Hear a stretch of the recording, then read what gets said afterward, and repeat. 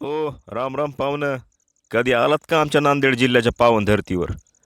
अरे जर तुम्ही उनकेश्वर नाही पाहिलं तर मग काय पाहिलं? पैनगंगा नदीच्या काठावर वसलेलं हे ठिकाण म्हणजे साक्षात महादेवाचा मुक्काम आहे. इथं आल्यावर शहरातली ती गर्दी आणि टेन्शन तुम्ही विसरूनच जाणार, ही आपली गॅरंटी.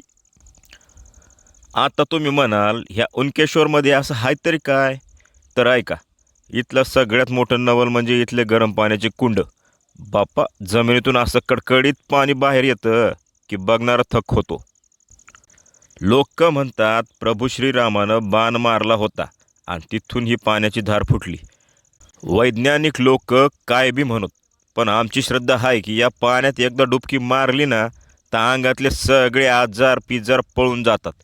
कातडीचे रोग तर जणून गायबच होतात. आणि ते महादेवाचं मंदिर काय देखणं आहे. जुन्या काळच्या दगडात कोरलेलं ते खांब, तिथली शांतता काळजात घर करते. महाशिवरात्रीला इथं तसा काय मेळा भरतो की पाय ठेवायला जागा भेटत नाही बघा. अख्खा परिसर हर हर महादेवच्या जयघोषानं दणाणून जातो. आजूबाजूला हिरवं रान, खळखळणार नदी आणि मंदिरातली ती प्रसन्न हवा, मन एकदम कसं तृप्त होऊन जातं या. तर मग विचार कसला करताय? बॅग भरा आणि निघा उनकेश्वरला. आमच्या या देवभूमीत तुमचं मनापासून स्वागत आहे. या दर्शन घ्या, गरम कुंडात आंघोळ करा आणि बघा कसं फ्रेश वाटते ते.